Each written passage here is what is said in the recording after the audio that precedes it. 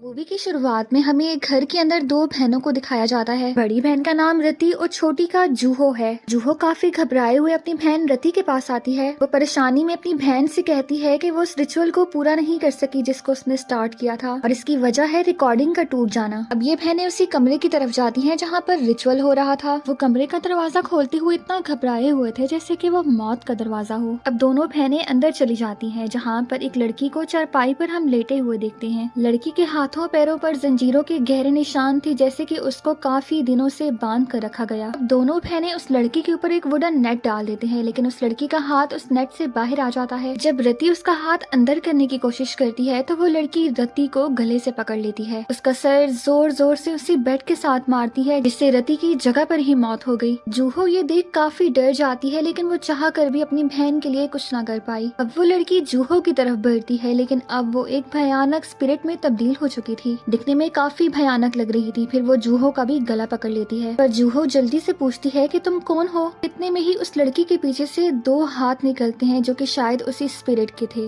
अब अगले सीन में हमें 2003 का वक्त दिखाया जाता है जहाँ एक लड़की सीरी अपनी बहन की शॉप पर जाती है। वो कहती है कि मुझे कुछ पैसे चाहिए। बहन कहती है कि ऑलरेडी मेरे इस मंथ बहुत से खर्चे हैं और मेरी बेटी का एडमिशन भी करवाना है। फिर वो सीरी को एक पेपर देती है जिसमें सर्वेंट की जॉब का एड था। ये एड अतमुजो फैमिली की तरफ से दिया गया है। इसके लिए एज लिमिट 20 से 35 साल है। अब इनके रेस्टोरेंट पे एक लड़का आता है जिसको सीरी खाना देती है। वो कुछ सेकंड्स के लिए तो सीरी को ही देखता रहता है। कुछ ही टाइम में वो आधे पैसे रखकर वहाँ से चला जाता है। सीरी को उसका बिहेवियर काफी अजीब लगता है। नेक्स्ट डे अब सीरी जॉब पर अप्लाई करने के लिए उसी एड्रेस पे जाती है। वहाँ पर और भी काफी लोग थे जिनके हाथों में बड़ी बड़ी डिग्रियां थी। सीरी सोचती है कि इन सबके बीच में आखिर मुझे ही क्यों जॉब मिलेगी। वो डिसहार्ट होकर वहाँ से जाने लगती है पर पीछे मुड़ते ही वो एक गाड़ी से टकरा जाती है जो अतमुजो फैमिली मेंबर्स की ही गाड़ी थी। गाड़ी से एक लेडी उतरकर सीरी को संभालती है। फिर हम उसी लड़के को देखते हैं जिसको हमने रेस्टोरेंट पे देखा था। वो अतमुजो फैमिली का ही ड्राइवर है। लेडी सीरी को घर ले जाती है और उसको दवा लगाती है। पूछती है कि तुम बिना इंटरव्यू दिए वापस क्यों जा रही थी। सीरी बताती है कि मेरे पास बाकी लोगों की तरह इतनी बड़ी डिग्री भी नहीं है, ना मैं कुछ ज्यादा पढ़ी लिखी हूँ। वो लड़की कहती है लेकिन इस जॉब के लिए डिग्री की जरूरत नहीं। अभी ये बात कर ही रहे होते हैं कि अंदर से कोई लेडिया को आवाज देता है। लेडिया रूम में चली जाती है। सीरी को इसी कमरे में एक पेंटिंग नजर आती है। पेंटिंग में इस औरत ने एक बच्चा उठाया होता है लेकिन हैरानकुन बात तो ये थी कि इस बच्चे के दो सर थे। इतनी देर में लेडिया भी वापस आ जाती है। वो कहती है कि कारफो अटमोजो जो कि अटमोजो फैमिली की हेड हैं, वो तुमसे मिलना चाहती हैं। सीरी को फिर अंदर वो कारसो की रूम में ले जाती है। कारसो को देखकर सीरी काफी घबरा गई थी क्योंकि उसके फेस पर गहरे जख्म थे। फिर वो सीरी से पूछती है कि क्या तुम मेरे लिए काम करोगी, क्योंकि सीरी के फादर काफी बीमार थे और इलाज के लिए इनको पैसों की जरूरत थी। इसलिए सीरी ना चाहते हुए भी हाँ कर देती है। फिर वो सीरी से ये भी कहती है कि अगर एक मर्तबा तुमने कॉन्ट्रैक्ट साइन कर दिया तो तुम पीछे नहीं हट सकती। इसके बाद तो वो सीरी के कुछ बाल भी काट लेती है, बालों को जला देती है और अपने खून से उस एग्रीमेंट को साइन करती है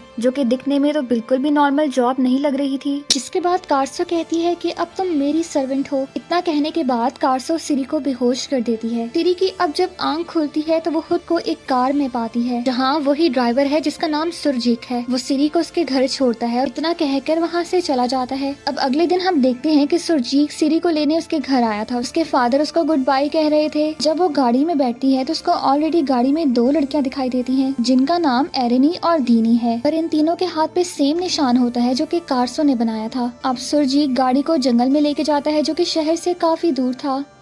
एक जगह गाड़ी रुकवाने के बाद वो कुछ ऑफरिंग जमीन पर रखकर अपने हाथ का ब्लड उस पर डालता है। फिर वो उन तीनों को उसी जंगल में बने हुए एक घर में लेके जाता है। फिर वो सीरी को एक कैलेंडर दिखाता है। अब उन कैलेंडर के कुछ डेज पर तो मार्क्स होते हैं लेकिन कुछ डेज पर नहीं। ये वही दिन थे जो इन तीनों को यहाँ पर बिताने थे। अब यहाँ आते हैं टेमन जो कि अटमुजो फैमिली के ही मेंबर हैं। वो इन तीनों को कपड़े देते हैं और ये कहते हैं कि ये कपड़े 7 तरह के खूनों से नहलाए गए हैं जो कि तुम्हें प्रोटेक्ट करेंगे। अब तीनों लड़कियों को वो एक कमरे में लेके जाते हैं। वहाँ उनको ये एक रिकॉर्डिंग कहते हैं कि सारा काम इन रिकॉर्डिंग को सुनते हुए ही करना। लड़कियों को तो अभी तक कुछ समझ नहीं आया कि आखिर ये क्या चल रहा है। तभी हमें वहाँ पर एक बच्ची दिखती है। ये वही बच्ची थी जिसको हमने मूवी की शुरुआत में देखा था। इस बच्ची का नाम था डेला। डेला कारसो की ही पोती थी। डेला के अंदर एक स्पिरिट थी और उसका रीजन था कारसो के दुश्मन। उन दुश्मनों ने डेला पर ब्लैक मैजिक कर रखा होता है, इसलिए डेला पर वो हर रोज रिचुअल करते हैं। 7 तरह के फ्लावर के भिगोए हुए पानी से उसको नहलाया जाता है। सिरी कहती है कि क्या इन रिचुअल से डेला ठीक तो हो जाएगी ना? टीमन कहते हैं नहीं, ये बस स्पिरिट को शांत करने के लिए किया जाता है। एक्चुअली 7 दिनों का मतलब है 1000 दिन। अगर हम डेला को इतने दिनों में ठीक ना कर पाए तो वो स्पिरिट हमेशा के लिए डेला को खत्म कर देगी। अब यहाँ इनको 997 दिन बीत चुके थे, मतलब 1000 दिन पूरे होने में सिर्फ 3 दिन बाकी हैं। इसके बाद टीमन डीनी को रिकॉर्डिंग ऑन करके रिकॉर्डिंग के मुताबिक डेला को नहलाने को कहते हैं। खैर डीनी यहाँ पर रिचुअल स्टार्ट करती ही है कि डेला उसको उसके हाथ पर काट लेती है। तो अब आपको समझ आ गया होगा कि इनके शरीर पर इतने जख्म के निशान क्यों हैं। खैर टीमन आगे बढ़कर डेला को शांत करते हैं, लेकिन ये सब देखकर सिरी बहुत डर चुकी थी। इतना सब देखने के बाद सिरी अपना सामान उठाती और वहाँ से निकलने लगती है, लेकिन वो इस घर से बहुत ज्यादा दूर नहीं जा पाती। चलते चलते अचानक से उसके पैर सुन्न हो जाते हैं और नाक से खून बहने लगता है। दोनों वहीं बेहोश हो जाती हैं। होश आने पर एक मर्तबा फिर से वो खुद को उसी घर में पाती हैं। वही आदमी ने बताता है कि तुम तीनों ने अपनी जान को कारसा के पास गिरवी रखा है, इसलिए यहाँ से भागने की कोशिश करना बिल्कुल बेकार है। सिर्फ इतना ही नहीं, वो बताता है कि इस घर के चारों तरफ कुछ ऐसी शक्तियों का घेरा बनाया है जिसे तुम लोग कभी पार नहीं कर सकते, और जब इस रिचुअल के 1000 दिन पूरे हो जाएंगे और डेला की आत्मा उसके अंदर वापस आ जाएगी तो तुम लोग अपने पैसे लेकर यहाँ से आराम से वापस अपने घर जा सकते हो। ये सब बताकर ड्राइवर और वो आदमी वहाँ से निकल जाते हैं। एरेना जो कि अटमोजो फैमिली के लिए पहले भी काम कर चुकी है, वो बताती है कि अटमोजो फैमिली के कई दुश्मन हैं। नहीं, दुश्मनों में से किसी ने डेला के ऊपर ये शैतानी शक्ति छोड़ी है। शैतान के कब्जे में आने के बाद डेला ने अपनी पूरी फैमिली को मार डाला। अब सिर्फ अटमोजो फैमिली की हेड यानी कि इसकी दादी जिंदा बची है। ये तो उनको भी मार देना चाहती थी, लेकिन फिर तब ही इस रिचुअल के तहत ही इसके अंदर के शैतान को शांत कर दिया गया और यहाँ इसको इस पिंजरे में बंद कर दिया गया। इसलिए हम तीनों को ही एक दूसरे की मदद करके अगले 4 दिन में ये सब कुछ ठीक करना होगा। रात तो यहाँ गुजर जाती है। अगले दिन एरिना सिरी और डीनी को बताती है कि सिर्फ इसी पंप का पानी इस्तेमाल करके डेला को नहलाना है, सिर्फ इसी पंप का पानी। याद रखना। सिरी जब डेला के कमरे के बाहर से गुजरती है तो उसे अंदर से आवाज आती है कि प्लीज मेरी मदद करो। सिरी जब दरवाजे के एक छोटे से होल से अंदर देखती है तो अंदर कोई नहीं था, मगर फिर भी उसे अंदर से किसी के चलने की आवाजें आ रही थी। सिरी जब ये बात अरीना को बताती है तो वो कहती है कि वो डेला नहीं बल्कि उसके अंदर का शैतान हमें बहका रहा है और तुम इस पर ज्यादा ध्यान मत दो। फिर ये देखते हैं कि इस पंप में पानी नहीं आ रहा। जो थोड़ा पानी निकलता है अरीना उसको लेकर डेला को नहलाने चली जाती है। पीछे सिरी और डीनी पंप को ठीक करने लगते हैं। अरीना डेला के कमरे में जाती है, टेप रिकॉर्डिंग ऑन करती है और इंस्ट्रक्शन के मुताबिक उसको नहला कर बाहर भी आ जाती है। उसी रात जब ये तीनों सो रही होती हैं तो सिरी को लगता है कि वो खेतों के बीचों बीच एक गड्ढे में लेटी है। उसे फिर वही आवाज सुनाई देती है जो कि डेला के कमरे से आई थी कि प्लीज मेरी मदद करो। सिरी उस आवाज का पीछा करते हुए आगे बढ़ती है, पर उसके सामने एक काले रंग के कपड़े पहने आदमी खड़ा था जो कि सिरी को देखते ही उस पर हमला कर देता है। तभी सिरी की आंख खुल जाती है। वो सोचती है कि ये तो फिर एक सपना था। इस तभी वो देखती है कि उसके हाथ में उसी खेत के पत्ते भी थे और पाँव के नीचे मिट्टी लगी थी। नेक्स्ट डे फिर वो अरीना से पूछती है कि क्या इस घर के आसपास कोई खेत है। फिर वो उसको अपने सपने के बारे में भी बताती है। वो कहती है कि इग्नोर करो, ये बस तुम्हारा सपना है। सिरी कहती है कि अगर ये सपना है तो मेरे हाथों में ये पत्ते कैसे आए। अरीना तो उसको डांटने ही लगती है कि यहाँ पर हमको रिसर्च करने नहीं आए, इसलिए उठो और चुपचाप जाकर डेला को नहला दो क्योंकि आज तुम्हारी बारी है। और आज यहाँ पर 998 दिन था, यानी कि 1000 डेज होने में सिर्फ 2 दिन बाकी थे। अब जब शाम की टाइम सिरी डेला को नहलाने के लिए जाती है तो वो देखती है कि फ्लावर्स जमीन पर गिरे थे। वो टेप रिकॉर्डर ऑन करती है, लेकिन यहाँ पर टेप रुक रुक कर चल रही थी। अभी वो टेप अचानक बंद हो जाती है। खैर वो टेप को फिर से रिवाइंड करती है। सिरी जब डेला को क्लीन करने के लिए उसके पास जाती है तो डेला सिरी से उसका नाम पूछती है। डेला पूछती है कि क्या वाकई ही तुम बोल रही हो। वो जवाब देती है कि हाँ मैं डेला ही हूँ, मुझे अपना नाम बताओ। सिरी उसको अपना नाम बताती है। फिर डेला कहती है कि जरा मेरे पास तो आओ, मैं तुम्हें देखना चाहती हूँ। अब सिरी को लगता है कि ये डेला बोल रही है, जो कि उसकी बहुत बड़ी गलतफहमी है। ठीक से चेक ही नहीं करती कि उसके हाथ पैर बंधे हुए हैं। वो तो डायरेक्टली केज को ही उसके ऊपर से हटा देती है। डेला यहाँ पर सिरी को उसकी छोटी बहन की याद दिलाती है जो कि किसी बीमारी के तहत मर गई थी। सिरी फिर इमोशनल होकर उससे अपने बहन के बारे में भी बताती है। फिर डेला कहती है कि दीदी क्या मैं आपका करीब से चेहरा देख सकती हूँ। दीदी वर्ड सुनने के बाद तो सिरी को लगता है कि ये वाकई ही डेला है। वो पानी लेती है और कैंडल पकड़कर उसके पास जाने लगती है। तभी रिकॉर्डर भी अपने आप ही उल्टा प्ले होने लगता है। नॉर्मली तो उसमें ये बताया जाता है कि केज हटाने से डेला के हाथ पैर बांध दो वगैरह वगैरह, लेकिन अब उसमें प्ले होता है कि आप उसका केज हटा सकते हैं, आप उसके हाथ पैर खोल सकते हैं और ये कि डेला बिल्कुल सेफ है। सिरी भी हैरान होती है कि टेप रिकॉर्डर एकदम से बदल कैसे गई। जब वो चेक करने के लिए जाती है टेप रिकॉर्डर को तो पीछे सारी कैंडल्स अपने आप ही बुझ जाती हैं।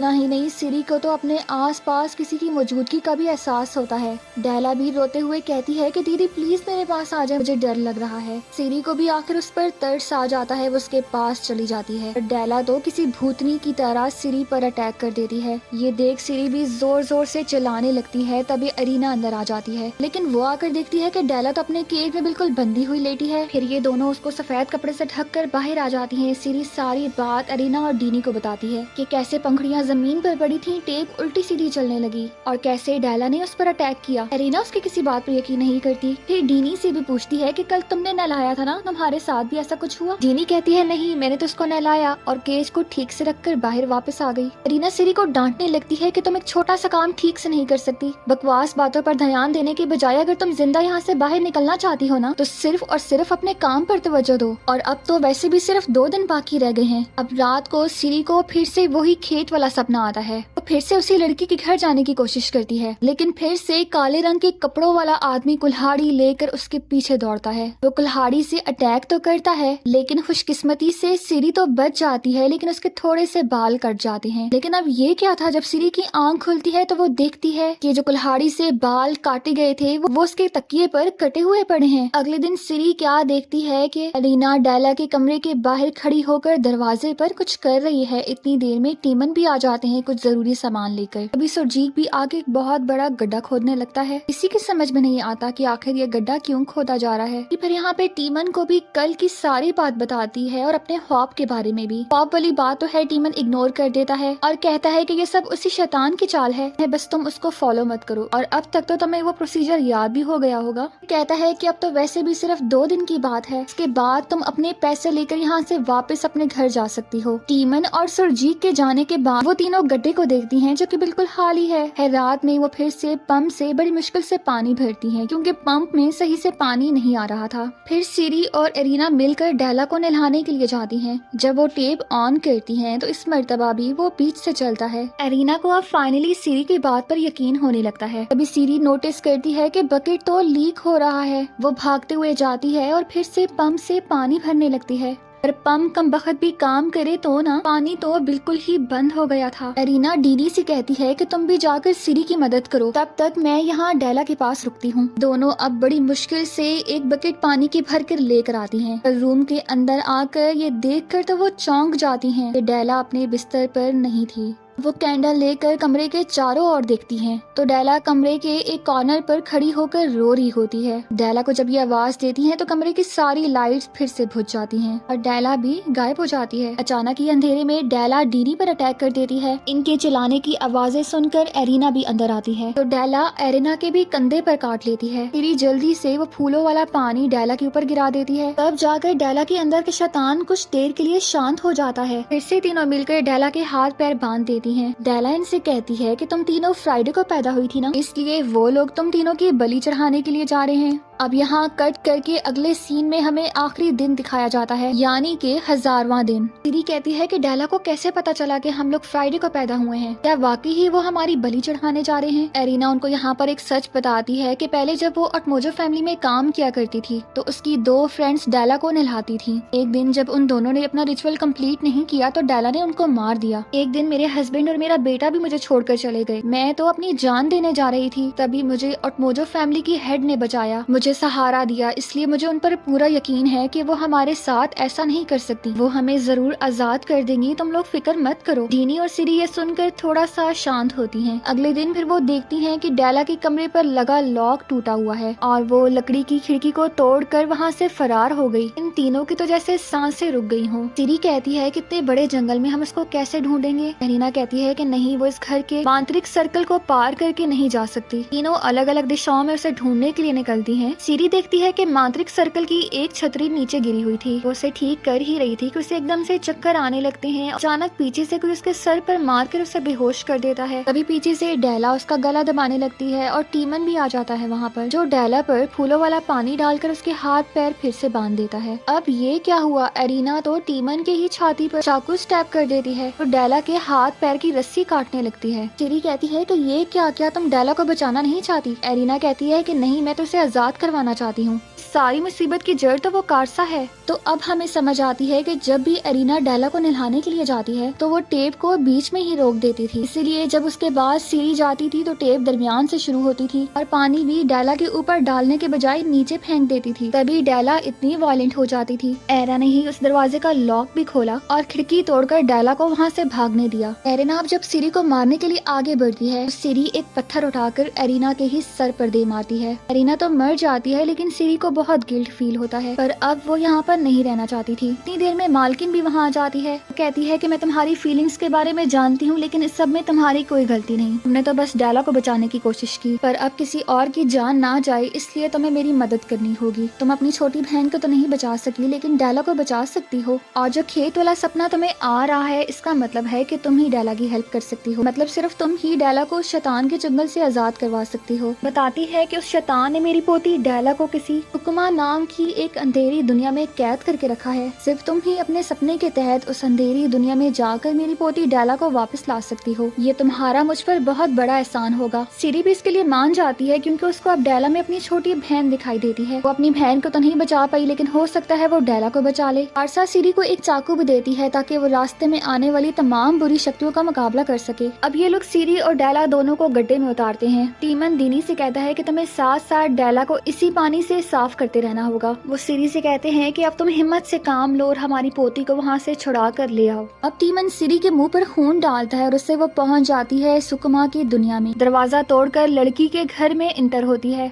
इधर डीनी के पास बकेट में पानी भी खत्म हो गया था। वो टीमन को जल्दी से पानी लाने को कहती है। पीछे डेला डीनी को पकड़कर उसका कान ही काट लेती है। गड्ढे से बाहर आने के बाद वो टीमन का सर पकड़कर भी पत्थर पर फोड़ने लगती है। सुरजीत भागते हुए आता है और डेला को शांत करने की कोशिश करता है। दूसरी तरफ सीरी जिस घर के अंदर आई थी वहाँ पर वही ब्लैक ड्रेस वाला आदमी भी आ जाता है, जो कि कुल्हाड़ी से उस पर अटैक करता है। एक मर्तबा फिर सीरी की लक अच्छी थी, वो कुल्हाड़ी के वार से बच जाती है। वही कुल्हाड़ी लेकर उसी आदमी के पेट में घुसा देती है। वो उस कमरे के अंदर इंटर होती है जहाँ पर इस आदमी ने डेला को कैद करके रखा था। हाँ, लगता है कि यही ब्लैक ड्रेस वाला आदमी मोजो फैमिली का दुश्मन है, जिसने डेला पर ब्लैक मैजिक किया है। डेला सुरजीत से भी खुद को छुड़वा कर कारसा की तरफ बढ़ती है, और कारसा डरने के बजाय सुकुमा की दुनिया में सीरी से बात करती है। इससे शैतान का ध्यान भटक जाता है और वो कारसा को छोड़ देती है। एक मर्तबा फिर से सीरी उस ब्लैक ड्रेस वाले आदमी का मुकाबला करती है और डेला को लेकर वहाँ से बड़ी मुश्किल से खेत में आ जाती है। पर इस वक्त भी डेला के अंदर का शैतान उनके पीछे लगा था। फिर भी किसी तरह से ये दोनों गड्ढे में कूद ही जाती हैं। इस तरह डेला की बॉडी के अंदर की शैतानी शक्ति वहीं बाहर रह जाती है और सीरी भी अपनी असली दुनिया में वापस आ गई। अब पता चलता है हमें कि वो ब्लैक ड्रेस वाला आदमी और कोई नहीं बल्कि एरिना का हस्बैंड है। अब क्योंकि ब्लैक ड्रेस वाले आदमी ने शैतान से वादा किया था कि डेला उसको ही मिलेगी, पर डेला को तो सीरी इसके नाक के नीचे से निकाल कर ले गई। इससे उस शैतान को बहुत गुस्सा आता है और उस आदमी को ही मार देता है। सीरी भी अब इस सब से आजाद हो गई थी। अगले सीन में सीरी को हम ऑटमोजा हाउस में देखते हैं। कारसा से वो पूछती है कि उस आदमी की आपसे आखिर क्या दुश्मनी थी,